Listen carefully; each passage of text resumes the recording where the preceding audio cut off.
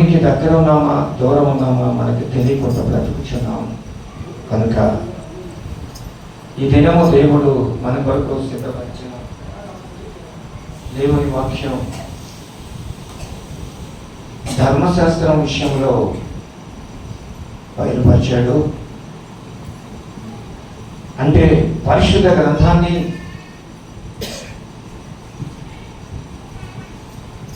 ఎంతమందము ధ్యానిస్తున్నాం, మన పిల్లలకి నేర్పుతున్నాం లేదా అనే విషయాన్ని ఈరోజు పరిశోధిద్దాం.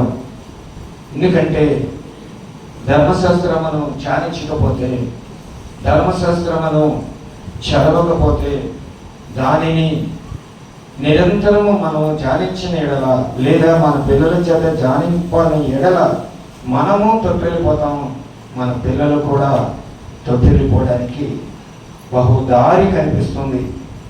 కనుక నా ప్రియమైన పిల్లలారా, మనము పరిశుద్ధ గ్రంథాన్ని ధ్యానించినప్పుడు ఒక భక్తుడు ఏ రీతిగా ఏడుస్తున్నాడో చూద్దాం. చూడండి,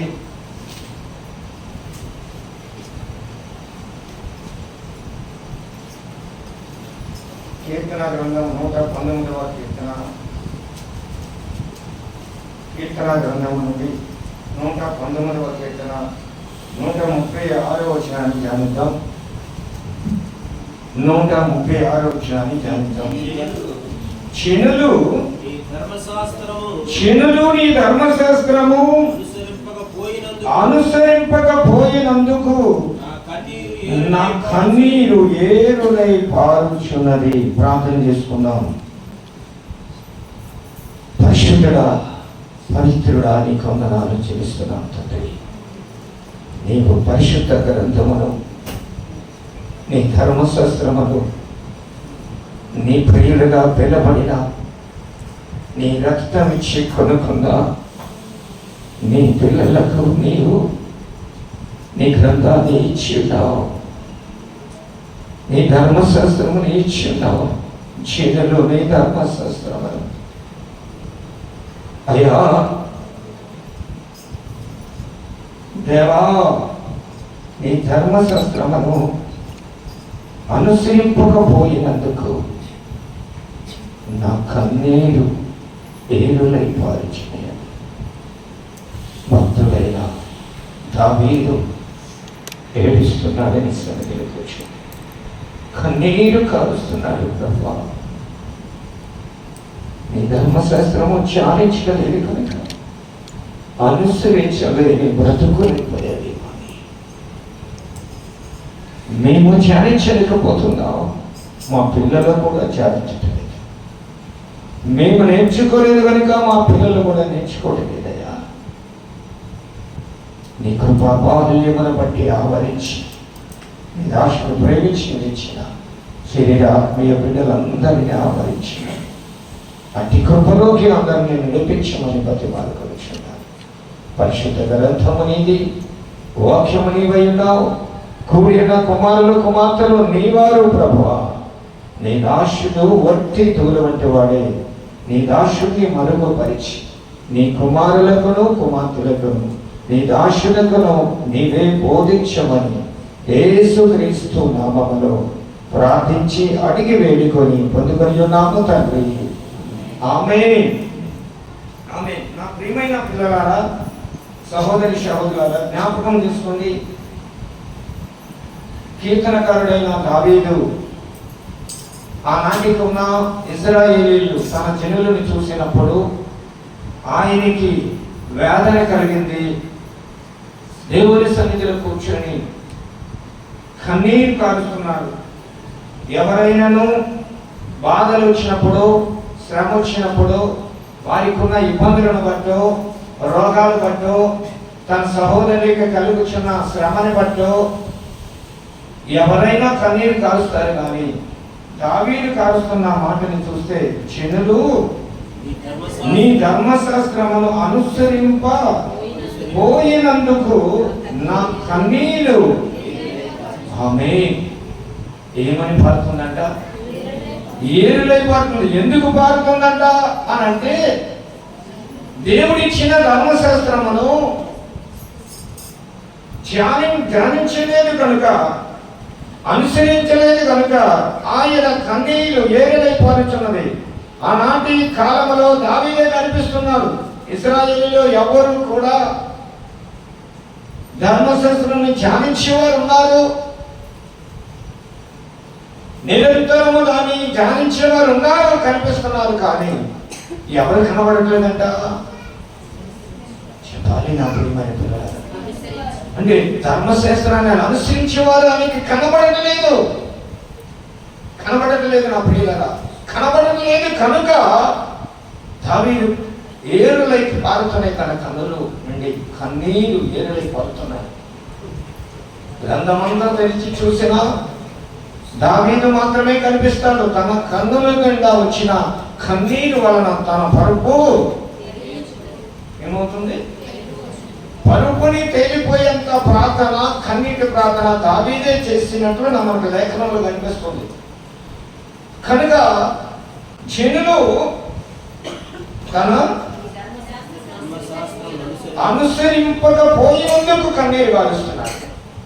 దేవునికి స్తోత్రం. ఇప్పుడు ధర్మశాస్త్రం ఎంత విలువైనదో లేఖనాలలోనికి లోపలికి వెళ్ళి చూద్దాం. అదే దావీదు మరణకాలము సమీపించేటప్పుడు ఇక ఈ లోకాన్ని విడిచి వెళ్ళిపోతున్నాడనే సిద్ధమైపోయిన సమయం వచ్చింది. దావీదుకు తెలుసు, నేను ఈ క్షణంలో ఇక నేను కొన్ని గంటల్లో నిమిషాల్లో నేను ఈ లోకాన్ని విడిచి వెళ్ళిపోతున్నాను, నా పితరులు ఉన్న స్థానానికి నేను వెళ్ళిపోతున్నాననే ఆనందంతో ఉన్నప్పటికీ తన కుమారుడైన సొలొమోను బాలుడై ఉన్నాడు. తనని పిలిచి ఏమి చెప్తున్నాడో చూడండి. రాసులు మొదటి గ్రంథం అనుకుంటా, ఒకసారి చూద్దాం.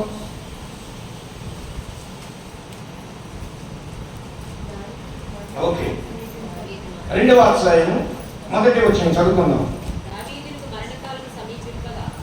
దావీదునకు మరణకాలము సమీపింపగా అతడు తన కుమారుడైన సొలొమోనునకు ఇలాగూ ఆజ్ఞ ఇచ్చెను. 2 చేతులకి దేవుని స్తుతితో, దేవుని స్తోత్రం, దేవుని స్తోత్రం.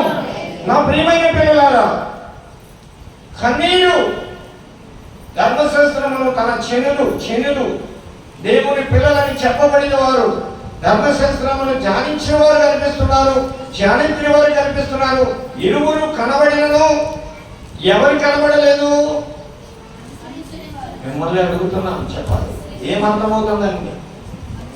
అనుసరించిన వారు కనబడడం లేదండి. వారికి దావీదుకు కనబడలేదు కనుక తన కన్నీరు ఏరులై పారుతూ దేవుని సన్నిధిలో ఏడుస్తుంటూ చివరికి తన సమయం అయిపోయినది, మరణ సమయం సమీపించినది కనుక ఆయన తన కుమారుడైన సొలొమోను దగ్గరికి పిలిచి ఆజ్ఞాపిస్తున్నాడు. ఏమంటున్నాడంటే, లోకలందరూ పోవలసిన మార్గమున నేను పోవచ్చున్నాను. కాబట్టి నీవు ధైర్యము తెచ్చుకొని నిబ్బరము కలిగి నీ దేవుడైన యెహోవా అప్పగించిన దానిని కాపాడి ఆయన మార్గములను అనుసరించిన ఎడల నీవు ఏ పని పూనుకున్నను, ఎక్కడ తిరిగినను అన్నిటిలో వివేకముగా నడుచుకుందువు. మోషే ధర్మశాస్త్రములో రాయబడి ఉన్న దేవుడి కట్టడలను ఆయన నియమించిన ధర్మమంతయు ఆయన న్యాయ విధులను శాసనములను కైకొనుము. అప్పుడు నీ పిల్లలు తమ ప్రవర్తన విషయములో జాగ్రత్తగా నుండి నా ఎదుట తమ పూర్ణ హృదయముతోను పూర్ణ మనసుతోను సత్యమును అనుసరించి నడుచుకొని ఎడల ఇశ్రాయేలు రాజ్య సింహాసనము మీదను ఆసీనుడైన ఒకడు నీకు ఉండక మానడని యెహోవా నన్ను గూర్చి ప్రమాణము చేసిన మాటను 2 చేతులెత్తి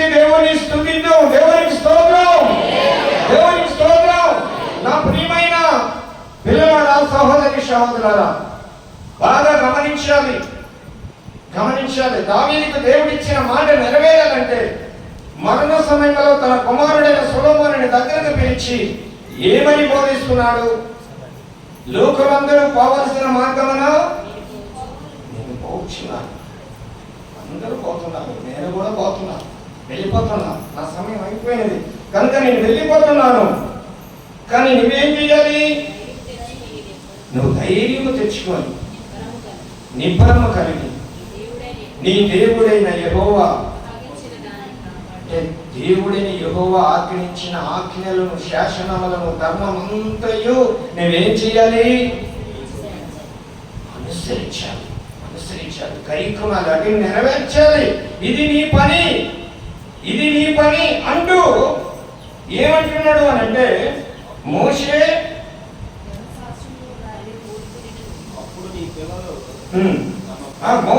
ధర్మశాస్త్రములు రాయబడి ఉన్న దేవుడి కట్టడలను ఆయన నియమించిన ధర్మమంతయు, ఆయన న్యాయ విధులను, ఆయన శాసనములను చాలు గైకొనుము. దేవునికి స్తోత్రం. ఏం చెప్తున్నాడు తన కుమారుడికి? రాజుగారికి ఆస్తి ఉంది, ఆస్తి గురించి ఏం మాట్లాడట్లేదు. ఈ ఆస్తి అక్కడ ఉంది, అది ఇక్కడ ఉంది, ఇది అక్కడ ఉంది, అక్కడ గన్నులో ఉంది, ఇక్కడ ఈ గన్నులు దాశాను, ఇది తీసుకోపోరా బాబు అని అనట్లేదు. ఎందుకనంటే ఆయన ధనాన్ని దాసి ఉంచినా ఈ ధనమంతా నిలవాలనంటే మొదట ఆయనకి కావలసిన ధనం ఏమిటి? సొలొమోనుకి దేవుని ధర్మశాస్త్రం అంతయు ధర్మశాస్త్రంలో రాయబడిన శాసనములను, న్యాయ విధులను, ఆజ్ఞలను, ధర్మమంతటిని నీవు అనుసరించాలి, నువ్వు గైకొనాలి అని చెప్పి ఖచ్చితంగా ఆయన చెప్తూ అంటున్నాడు. 4వ వచనంలో, అప్పుడు నీ పిల్లలు, దేవునికి స్తోత్రం. ఎప్పుడంట? ఇప్పుడు పిల్లలు పాడైపోతున్నారు, పిల్లలు బాగుండటం లేదు, పిల్లలు నా మాట వినటం లేదు అని చెప్పుకున్న తల్లిదండ్రులు అనేక మంది ఉన్నారు. ధర్మశాస్త్ర గ్రంథాన్ని ధ్యానించి ఉన్నవారు ఉన్నారు, బోధలు విన్నవారు ఉన్నారు, దేవుడు మాకు తోడున్నాడని చెప్పుకున్న వారు ఉన్నారు, మా పిల్లలు బలహీనులయ్యారు, మా పిల్లలు బాగోలేదని చెప్పుకున్న వారు ఉన్నారు. కానీ ఇదంతా జరగాలంటే 4వ వచనం ఏమంటాడు? అప్పుడు తన ప్రవర్తన విషయంలో నుండి నా ఎదుట తమ పూర్ణ హృదయముతోను, పూర్ణ మనసుతోను సత్యమును అనుసరించి నడుచుకుని ఎడల చాలా జాగ్రత్తగా గమనించండి. ధర్మశాస్త్రం ఎంతో ఉపయోగమో. మన పిల్లలు ప్రవర్తన మారాలనే, మన పిల్లలు రోగం నుండి బయటికి రావాలనే, మన పిల్లలు క్రమములో నడవాలన్నా, పిల్లలు ఆశీర్వదింపబడాలన్నా, భౌతికంగాను ఆత్మీయంగాను ఆశీర్వదింపబడాలన్నా మనకు కావలసింది ఏంటి అని చెప్తున్నది లేఖనము.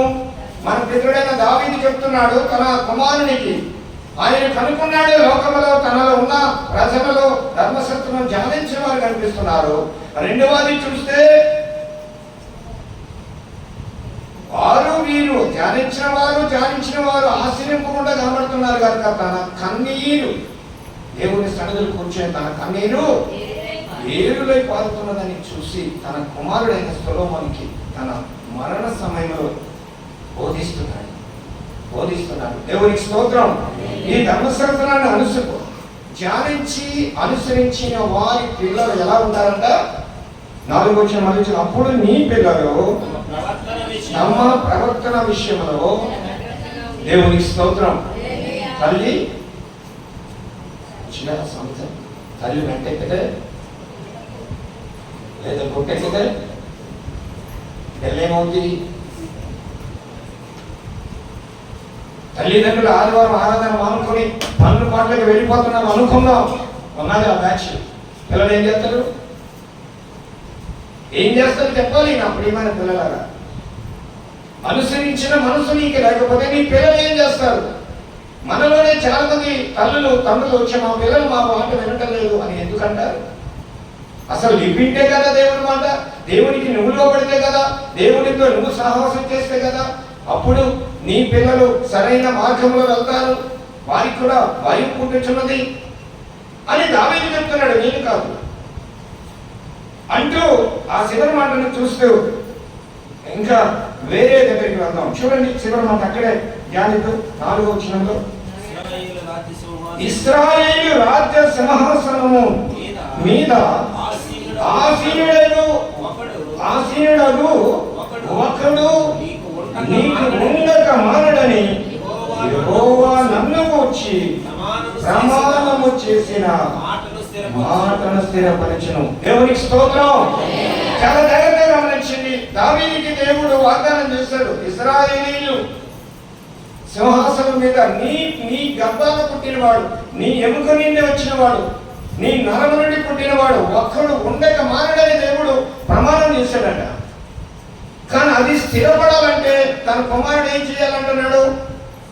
తల్లిదండ్రులకి వాగ్దానాలు చేస్తున్నాడు దేవుడు.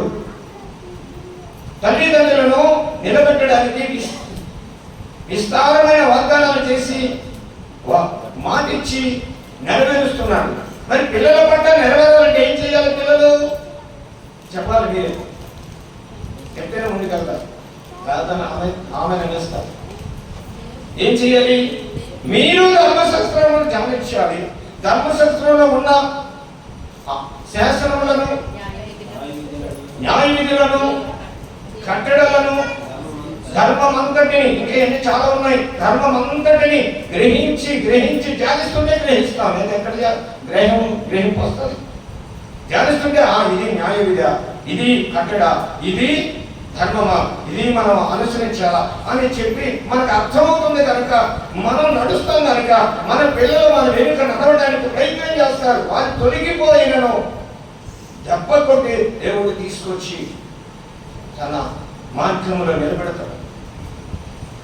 తన కుమారుడిని సొలొమోనుకి చెప్పాడు, సరేనయ్యా దావీదుకి ఆ బాధ వచ్చింది, దావీదు చెప్పాడు, దేవుడు ఎక్కడని చెప్పాడా అని ఒకవేళ మీకుందా ఆ అనుమానం, ఆ డౌట్ ఉన్న వారికి వెళ్దాం, ముందుకు వెళ్దాం, చూద్దాం. చూడండి యెహోషువ గ్రంథం, పాత నిబంధన నుండి యెహోషువ గ్రంథం 1వ అధ్యాయము 8వ వచనాన్ని ధ్యానిద్దాం. ఈ ధర్మశాస్త్ర గ్రంథమును నీవు బోధింపక తప్పిపోకూడదని దానిలో వ్రాయబడిన వాటన్నిటి ప్రకారము చేయుటకు నీవు జాగ్రత్త పడనట్లు దివారాత్రములు దానిని ధ్యానించిన యెడల నీ మార్గమును వర్ధిల్ల చేసుకొని చక్కగా ప్రవర్తించేదవు. దేవునికి స్తోత్రం, దేవునికి స్తోత్రం. నా ప్రియమైన పిల్లల గృహానికి వెళ్ళిన తర్వాత నేను చూపించిన లేఖనాలు చక్కగా మీకు చదవగలిగితే మీకు అర్థమవుతుంది. ఒక మారు వింటే అర్థం కాదు. దేవుని చిత్తమైతే కుమారుడు మరి వీడియో తీస్తున్నాడు కనుక అవి కూడా మీకు మీ సెలవులు పెడతాం, వినండి. ఒకసారి 2 సార్లు 3 సార్లు వినండి. ఇది కరెక్ట్గా ఉన్నది, లేఖనానుసారంగా ఉన్నదంటే మీ సహోదరులకు దానిని మీ స్నేహితులకు పంపించండి, అప్పుడు మీకు అర్థమవుతుంది. మొదట మీరు ధ్యానించాలి. విని 1 వారం విని వెళ్ళిపోయినంత మాత్రానికి మీకేమి హృదయంలో ఉండిపోదు. బాగా మీరు చెప్పుకుంటేది ఏమంటే బాగా విన్న బాగా చెప్పారంటారు, అంతే. అయితే ఇక్కడ చూద్దాం ఏమంటున్నాడు. జరిగిన విషయం ఏంటంటే మోషే, చూడండి పైన ఒక వచనం చదువుకుంటే మనకు అర్థమవుతుంది.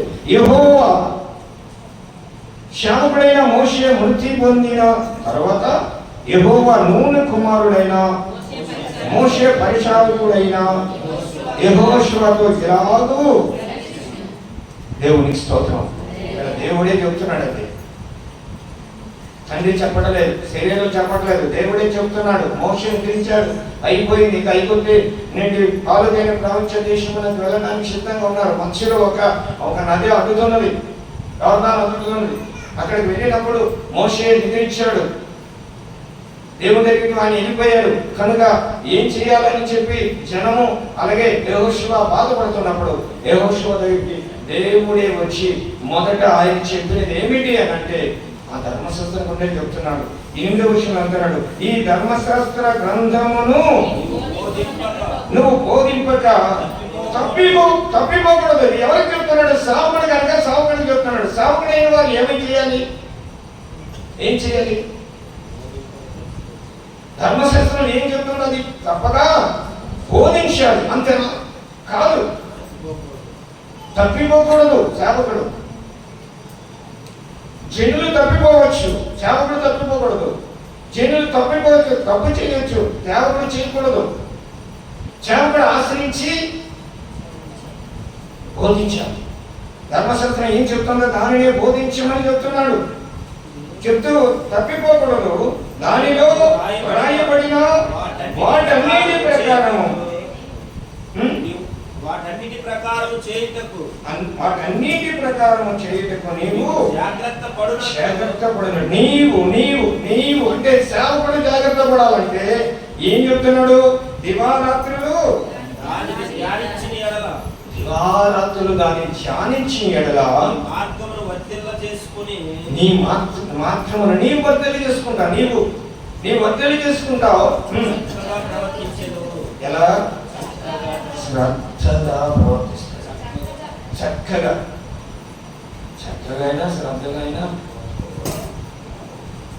జాగ్రత్తగా అయినా అన్ని పదాలు దగ్గర పదాలు. ధర్మశాస్త్రాన్ని ధ్యానించాలి. ధ్యానిస్తే ప్రవర్తిస్తాం, ధ్యానిస్తే భయం పడుతుంది. అప్పుడు పిల్లలకు బోధించడానికి అవకాశం ఉంటుంది. సేవకుడికి చెప్తున్నాడు ఈ విషయాలన్నీ. ఈ ధర్మశాస్త్రం ఎందుకు చెప్తున్నాడు? పైకి మీరు వెళ్ళిపోతారు, ఇంటికి వెళ్ళాలి చదవండి. పైకి ఎందుకు నీ వాగ్దానాలు చేశాడు తెలుసా? నువ్వు భయపడకు, ధైర్యంగా ఉండు, నువ్వు వెళ్ళు ముందుకి, నువ్వు బ్రతుకు దినమలన్నీ ఏ మనుష్యుడు దేవునికి స్తోత్రం. ఎట్టి వాగ్దానం చేశాడండి, ఎట్టి వాగ్దానం చేశాడు. ఎంత మంచి వాగ్దానం చేశాడు. చాలని ఊరుకున్నాడు ఆ దేవుడు. ఈ వాగ్దానం చాలు. నా కుమారుడు ఎదురు, నా దాసుని ఎదురు ఎప్పుడు అసలు నిలబడటానికి వీల్లేదు కదా, అటువంటి వాగ్దానం ఇచ్చాను. మళ్ళీ ఎందుకు ధర్మశాస్త్రం ఇవ్వాలని ఆలోచించలేదు. కనుక ధర్మశాస్త్రం ఎంత విలువైనది, చాలా విలువైనది. ఇందులో అనుమానం ఏమీ లేదు. మరి మీలో కొంతమందికి డౌట్ రావచ్చు, లేదా ఈ వీడియో మీరు ఒకవేళ ఎవరికైనా పంపిస్తే డౌట్ రావచ్చు. అది పాత నిబంధన కదా, కొత్త నిబంధన ధర్మశాస్త్రము కొట్టివేసేసాడు కదా. లేదు, అప్పుడు ఇలా కొట్టివేయలేదు, పాతకెళ్ళింది. ఏమైంది? ధర్మశాస్త్రం ఏమైంది? పాతకెళ్ళిందంట, పాత పడిపోయింది అంతే. నువ్వు పుట్టావు, గనుడు అయిపోయావు కనుక నీ తల్లి ఏమయ్యారు? పాతకెళ్ళారు, ముసులు అయిపోయారు, పాతలు అయిపోయారు. నువ్వు కొండలు అయ్యావు కదా, నువ్వు గనుడు అయ్యి కనుక ఆయన పాతకెళ్ళాడు అంతే.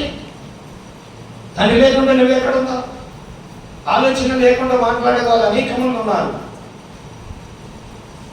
కనుక మరి కొత్త నిబంధనలు ఏమైనా రిఫరెన్స్లు ఉన్నాయా? ఉన్నాయి, చాలా ఉన్నాయి. నేను రెండే చూపిస్తున్నాను. మనుషులు మాట్లాడినది, మనుషులు చెప్పినది, దేవుడే స్వయంగా చెప్పిన విషయాలు. పాత నిబంధన నుండి 2 చెప్తున్నాను, కొత్త నిబంధన నుండి 2 తీస్తున్నాను. జాగ్రత్తగా ముందుకు వెళ్ళి జాగ్రత్తగా చూడండి. కొత్త నిబంధనలో రోమాపత్రిక చూద్దాం, 2వ అధ్యాయము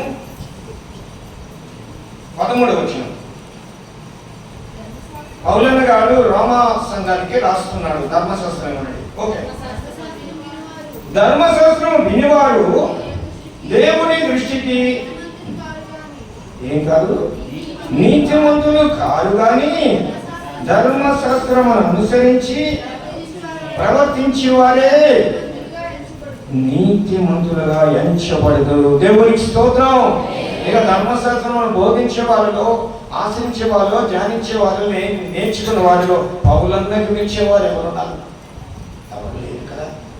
అట్టి పౌలన్న చెప్తున్నాడు రోమా సంఘానికి, మీరు ధర్మశాస్త్రం గురించి బాగా సున్నంగా తెలుసుకోవాలంటే రోమపత్రిక ధ్యానించండి, అలాగే 119వ కీర్తన ధ్యానించండి. ఖచ్చితంగా ధర్మశాస్త్రం గురించి తెలుస్తుంది. ఇంకా అనేక విషయాలు ఉన్నాయి గ్రంథాలు. కానీ 2 మూలాలు, ధర్మశాస్త్రం ఎలా ఉంటుందన్నది, ధర్మశాస్త్రం వల్ల ఉపయోగం ఏమిటన్నది అంటున్నాడు. ఆ రోమ సంఘానికి తో మాట్లాడుతున్నాడు. రోమీయులు అంటే చిన్నవారు కాదండి, జ్ఞానులు, గొప్ప జ్ఞానులైన వారు. ప్రభువుకి పట్టబడి ప్రభు సన్నిధిలో నిలబడినప్పుడు వారితో దేవుడు మాట్లాడుతున్న విషయాలు ఇవి. ధర్మశాస్త్రమును విన్నవారు దేవుని దృష్టికి నీతిమంతులు కారు, కానీ ధర్మశాస్త్రమును అనుసరించి ప్రవర్తించిన వారే నీతిమంతులుగా ఎంచబడుదురు. నా ప్రియమైన పిల్లలారా, దేవుని వాక్యం ఎంత విన్నాను, నీతిమంతులను కాము. ఖచ్చితంగా పరిశుద్ధ గ్రంథం తెలియపరుస్తుంది. విన్నవారు నీతిమంతులు కారు. ఎవరైతే నీతిమంతులు? విని ఆచరించిన వారు నీతిమంతులుగా ఉంటారు. దేవునికి స్తోత్రం. వినటము ముఖ్యమే, కానీ అది విని విడిచిపెట్టినంత వరకు కాదు. విని దానిని మళ్ళీ ధ్యానించినప్పుడు మనకు అర్థమవుతుంది నిజమా ఇది అని. లేనప్పుడు మనకు అర్థం కాదు, ఖచ్చితంగా మనకు అర్థం కాదు. కనుక మనం దానిని ఆశ్రయించడానికి ఒప్పుకో. ప్రభు నమ్ముకున్నంత మాత్రానికి నీతిమంతులమే, అందులో అనుమానం ఏమీ లేదు. కానీ నీతి చాలదు. నీతిమంతుడుగా ఉండలేము. అన్యాయం చేయవాడు అన్యాయం చేయలేము. అబద్ధాలాడేవాడు అబద్ధాలు ఆడలేము.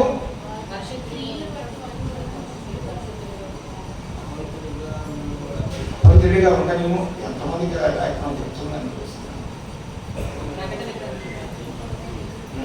అన్యాయము చేయవాడు ఇంకా అన్యాయము చేయలేము. అపవిత్రుడైన వాడు ఇంకా అపవిత్రుడిగానే ఉండలేము. నీతిమంతుడు ఇంకా నీతిమంతుడిగానే ఉండలేము. పరిశుద్ధుడు ఇంకా పరిశుద్ధుడిగానే ఉండలేము. ఇదిగో దేవునికి స్తోత్రం. నేను అనుకున్న వాక్యం కాదు, అది కూడా వాక్యమే. కానీ సబ్జెక్ట్ ఏంటంటే ఇవన్నీ ఉండాలి కదా, అవి చాలా. ఇంకా నీతిమంతుడు పరిశుద్ధుడు ఇంకా పరిశుద్ధుడు కావాలని లేఖనం చెప్తుంది. రిఫరెన్స్ ఎక్కడ ఉందో ఇప్పుడు నేను చదివింది అదే కదా. ముందు చదివింది కాదు, వెనక చదివి. దేవునికి స్తోత్రం. సరే, దాన్ని ఇప్పుడు ఒకసారి చూద్దాం. ఓకే, ఇక్కడ చూద్దాం, ముందుకు వెళ్దాం. చాలా జాగ్రత్తగా గమనించండి. అంటే వినటం వలన విశ్వాసం కలుగుతుందంటే విశ్వాసం వస్తుంది, కానీ నీతిమంతులం కాదు. నీతిమంతులం అవ్వాలంటే ఏం చేయాలి?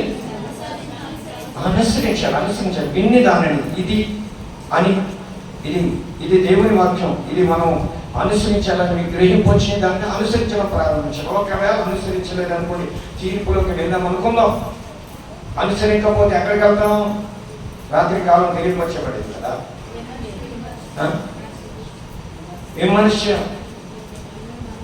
విమర్శింపబడిన వారిలో ఉంటాం, విమర్శించే వారిలో ఉండలేము. వారిలో ఉండలేము. ఎవరిలో ఉంటాం? పొందేవారిలో ఉంటాం. పొందేవారిలోనికి ఇంకెవరు వస్తారు? ఇంకొక బ్యాచ్ వస్తుంది. చూడండి. దాని గురించి మనం అనుకుంటున్న చాలా మంది ఏంటని చూడండి. 14 వచ్చిన ఒక మాట తెలియపరుస్తున్నాడు త్వరగా. ఏమిటంటే రోమీయులకు రాసిన పత్రిక 2వ అధ్యాయం 14 వచ్చిన ఏమంటున్నాడు? ధర్మశాస్త్రము లేని అన్యజనులు స్వాభావికముగా ధర్మశాస్త్ర సంబంధమైన క్రియలు చేసిన యెడల వారు ధర్మశాస్త్రము లేని వారైనను తమకు తామే ధర్మశాస్త్రమైనట్టు నున్నారు. అట్టివారి మనసు సాక్షి కూడా సాక్ష్యం ఇచ్చుచుండగా వారి తలంపులు ఒక దాని మీద ఒకటి తప్పు మోపుచు లేక తప్పు లేదని చెప్పుచుండగా ధర్మశాస్త్ర అనుసారము తమ హృదయములందు రాయబడి ఉన్నట్టు చూపుచున్నారు. దేవునికి స్తోత్రం. ఇప్పుడు ఎవరు లేస్తారు? నిజంగా మనమా విన్నాం, అనుసరించలేదు. తెలుసుకున్నాం, పాటించలేదు. విన్నంత విడిచిపెట్టేశాం, పట్టించుకోలేదు. అన్ని చర్యల్లో కూడా ఉన్నారట. వారికి ధర్మశాస్త్రం లేదు. వారికి ఏంటి ధర్మశాస్త్రం? వారి హృదయంలో ఉండేది ఇది తప్పు, ఇది తప్పు కాదు, ఇది విగ్రహాలను చేయకూడదు, ఇది చేయకూడదు అని నిర్ణయించుకున్నారు. వారు అన్నిళ్ళు ఉన్నారా అని ఆశ్చర్యపోతారా? ఉన్నారు. వారిని ఎవ్వరు కదిలించలేరు. ఉన్నారు. విగ్రహాల స్థలానికి వెళ్ళని వారు ఉన్నారు. పిల్లలు చేసుకుంటారు, భార్యలు చేసుకుంటారు, తల్లిదండ్రులు చేసుకుంటారు, పిల్లలు చేసుకుంటారు. తండ్రి అయిన వాడైతే, తల్లి అయినదైతే ఆ చేయదు. వాళ్ళు ఏమనుకుంటారు? విడిచిపెట్టేస్తారు. అట్టివారు ఉన్నారు. వారి హృదయంలో నుండి ధర్మశాస్త్రం ఉంటుంది కనుక ఇది మంచిది, ఇది చెడ్డది అని చెప్పి అంటారు. నేను ఒకసారి ఒక సేవకుడు చెప్పినప్పుడు విన్నాను. విజయవాడ ప్రాంతంలో ఒక ధనికుడు ఉన్నాడంట. ధనికుడు ఉంటే ఆ ధనికుడు కాలంలో ఉంటే దొంగలు వచ్చి వెతికిపోతున్నారు. ధాన్యాన్ని కూర్చుకొని వెళ్ళిపోతున్నారు, అంటే కూర్చుకొని ఉడికిపోతున్నారు. ఆ సమయంలో దగ్గరికి వెళ్ళాడంట. ఏంటా ఆకలేస్తుందా, నా ధాన్యం తీసుకెళ్ళిపోతున్నారా? మరి నాకు చెప్తే ఒక మూట ఏరా, 2 మూటలు ఇస్తానరా? మీరే చూడగా ఎవరు భయపడరా? ఎన్నే సంచులు తెచ్చారని అడిగాడు. ఆయన ఎప్పుడు విగ్రహాధన చేయడట, విగ్రహాధన స్నానానికి వెళ్ళడట. మంచి వారిని దేవుడు విడిచిపెడతాడా? నన్ను విడిచిపెడతాడా? గ్రహించండి నా పిల్లలరా, ఆ సోదరి శబ్దాలు. వాడి ఆస్తిని దోసుకుపోతున్నాడు వెళ్ళి, లేదా ఆకలిస్తాను నొక్కిపోతున్నారు. ఒక మాట నాకు చెప్పితే ఎన్ని సంచులు తెచ్చారా మీరు? ఒక్కొక్క సంచి ఏంట్రా, 2 సంచులు తెచ్చుకోలేకపోయారా అంచనాడు. అక్కడ నాకు వెళ్ళి కూడా వద్దన్నారట. వాళ్ళు బాబు తీసుకున్నారు, బతిమాలి తీరగా బతిమాలి వారు మీద తీసుకొని మీరు రేపు మరి సంచి చేసుకొని ఉండరా, తీసుకుని వెళ్తాం, మీరు ఎంత ఆకలితో ఉన్నారా అన్నారంట. ఎట్టివాడు ఆయన అర్థం ఏముంది? బైబుల్ ఏముంది?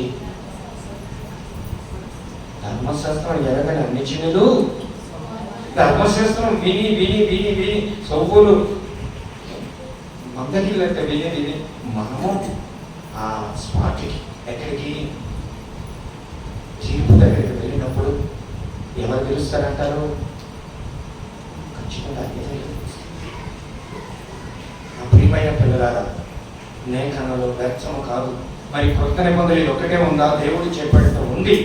చూడండి, కొత్త నిబంధనకి దేవుడు ఎవరైనా మనం చెప్పుకుంటామో ఆయన ఏం చెప్పాడు చూసి ముగించుకున్నాం. ఎవరు ప్రభు గారు ఆయన ఏం చెప్పాడు చూసి ముగించుకున్నాం. మన ప్రభు అయిన యేసుక్రీస్తు కొండ మీద ప్రసంగంలో 5వ అధ్యాయం 17, 18 వచ్చిన ధ్యానిద్దాం. ఏమంటున్నాడు చూద్దాం. మన ప్రభు అయిన యేసుక్రీస్తు ఆకాశమును 17 వచనం, ధర్మశాస్త్రమునైనను ప్రవక్తల వచనమునైనను కొట్టివేయవచ్చునని తలంచవద్దు, నెరవేర్చుటకే కానీ కొట్టివేయడానికి నేను రాలేదు. తర్వాత వచనం చదువుతాం. చూడండి 17 వచనంలో ఏమంటున్నాడు? కొండ మీద ప్రసంగంలో చాలా మంది ఉన్నప్పుడు ప్రభువే చెప్తున్నాడు ఏమని? నేను ధర్మశాస్త్రమునైనను ప్రవక్తల వచనమునైనను కొట్టివేయవచ్చునని తలంచవద్దు. వద్దు అంటుంటే ఈ జనము తన పేరు పెట్టబడిన వారు, తన సేవకులు ఏం చేస్తున్నారు? ఏం బాగు చేస్తున్నారు? ఏం వింటున్నారు? ఏమి ఆలోచిస్తున్నది సంఘమా? క్రీస్తు సంఘం ఏం ఆలోచిస్తున్నది? ధర్మశాస్త్రమునైనను ప్రవక్తల వచనమునైనను కొట్టివేయవచ్చునని తలంచవద్దు, నెరవేర్చుటకే కానీ. 2 చేతులు దేవుని స్తుతిద్దాం. అర్థమైన వారంతా ఎత్తాలి చేతులు. దేవునికి స్తోత్రం, దేవునికి స్తోత్రం. ప్రభువైన యేసుక్రీస్తు చెప్తున్నాడు ధర్మశాస్త్రం గురించి. ధర్మశాస్త్రమునైనను ప్రవక్తల వచనమునైనను కొట్టివేయడానికి నేను రాలేదు, వాటిని నేను నెరవేర్చడానికే వచ్చినాను. నెరవేర్చడానికి ప్రభు వస్తే కొట్టివేస్తానని ఎట్లా అవుతున్నావు? క్రొత్త పాత నిబంధన పాటిస్తున్నారని మనల్ని ఎంతో మంది ఆడిపోసుకుంటున్నారుగా. సేవకులు ఆడిపోసుకుంటున్నారు, విశ్వాసాలు ఆడిపోసుకుంటున్నారు. వాళ్ళు పాత నిబంధన ఆచరిస్తున్నారు గుడాలు కట్టుకుంటే. ఏమంటున్నది దేవుని వాక్యం? జట్టైన వాడు నియమం ప్రకారం పోరాడుకుంటే వానికి ఎక్కడుంది? ప్రభు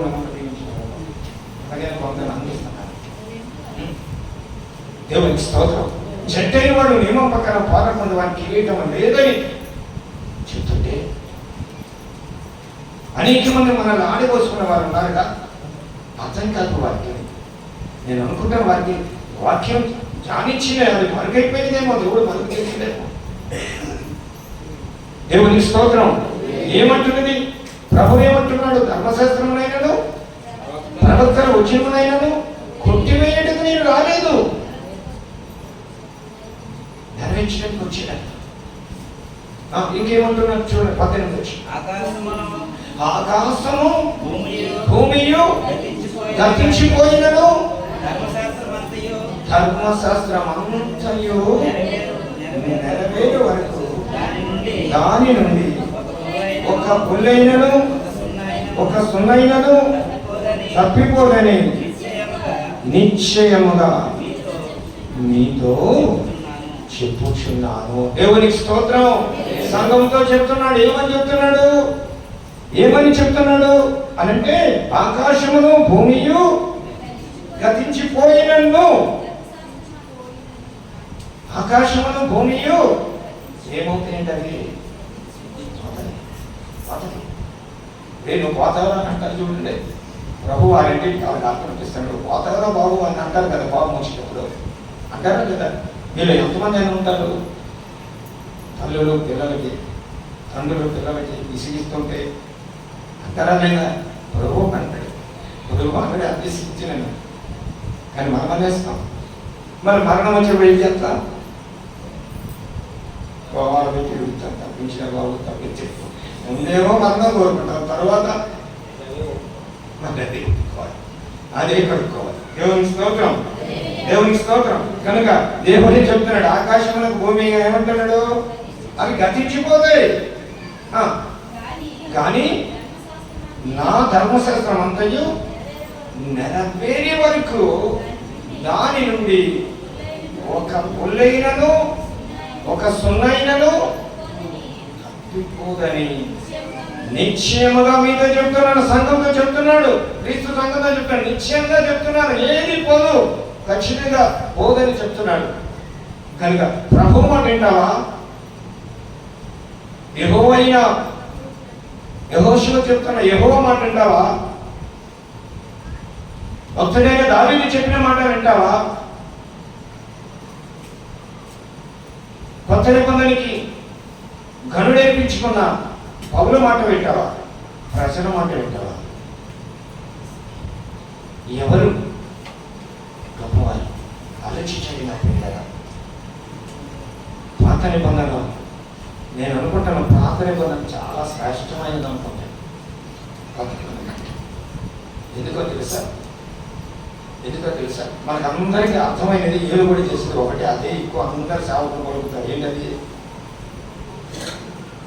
యేసుప్రభు అంటాడు, వ్యభిచారం చేయవద్దని చెప్పబడిన మాట మీరు విన్నారు కదా. నేను మీతో ఏం చేశాడు? పాత చేసేసి తండ్రి సంపాదన అంతా పాతగా చేసి పక్కన పెట్టి యేసుప్రభు ఏం చేశాడు? చూస్తే మరి బాబు చేస్తే వ్యభిచారం అంటే యేసుప్రభు ఏమన్నాడు?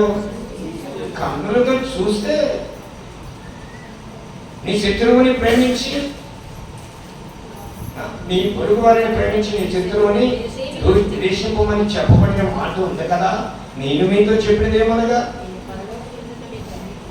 మీ పరలోకపు తండ్రికి మీరు కుమారులై ఉండాలనుకుంటే ఏంటి? పాతేమో ఏం చేశాడంటే ప్రభు మార్చేశాడు. పాత గిల్లిని పక్కన పెట్టి ఇంకా నూతనంగా చేశాడు. కనుక పరిశుద్ధ గ్రంథం చాలా విలువైనది. పాత నిబంధన కొత్త నిబంధన విలువైనదే. రెండింటిలో ఏది తీయడానికి లేదు. తండ్రి లేకుండా కుమారుడు ఎట్లా వచ్చాడు? మీ తల్లిదండ్రులు లేకపోతే మీరు ఎలా వచ్చారు? మీ తల్లిదండ్రులు ఎంత బాధపడుతున్నారు, ఎంత ఇబ్బంది పెడుతున్నారు? తల్లిదండ్రులు లేకుండా మీరు ఎలా వచ్చారు? వాళ్ళు పడే శ్రమే కదా మీకు ఒక ఉన్నతమైన స్థానాన్ని చూపించింది. కనుక పాత నిబంధన లేకుంటే కొత్త నిబంధన రాలేదు, ఏది పుట్టివేయబడలేదు. కానీ ఏం చేశాడు దేవుడు? కాస్త మార్చాడు, పాతది చేసి కొత్తగా నూతనంగా చేసేది. మా పిల్లల ఇప్పుడు మూలవాక్యం చదువుకొని ముగించుకుందాం. మూలవాక్యం చదువుకుందాం. జనులు నీ ధర్మశాస్త్రమును అనుసరింపకపోయినందుకు నా కన్నీరు ఏరులై బాధించున్నది. దేవునికి స్తోత్రం. ఇప్పుడు మన ప్రభువైన యేసుక్రీస్తు తన తండ్రి కురుపార్శ్వంలోకి వచ్చింది. అయ్యో, భోగభాగ్యాలను విడిచి వెళ్ళి వారి వలె దాసుని స్వరూపం దాల్చి రీతినిగా మారి వారి వరకు నా ప్రాణమును, నా శరీరమును, నా రక్తమును త్యాగము చేసి నా సేవకులను అభిషేకించుకొని పిలిచి పంపించి సంఘాన్ని కడితే సంఘం ఏం చేస్తున్నదని ఏడుస్తున్నాడు మన ప్రభువైన యేసుక్రీస్తు. ఆయన ఇంకా ఏడిపిస్తామా? ఇప్పటికైనా కన్నులు తెరిచి మనసును తెరిచి ధర్మశాస్త్రం అనుసరించడానికి ప్రయత్నం చేస్తామా? అది మీదే నిర్ణయం, నాది కాదు. నా వరకు నేను జాగ్రత్త పడడానికి చిత్తపడి ఉన్నాను. ఈ కొద్ది మాటలు దేవుడు దీవించిన గాక, ఆయన ఇంటిలో మనందరినీ భద్రపరిచిన గాక, తన ధర్మశాస్త్రము అన్యుడి వలె మన హృదయములో ముద్రించును గాక, ప్రతి దినము ధ్యానించుచుండగా మన కన్నులను తెరిచును గాక, మన హృదయాలను కప్పరిల్లు గాక. కొద్ది మాటలు దేవుడు దీవించి మనందరినీ ఆశీర్వదించి నడిపించును గాక.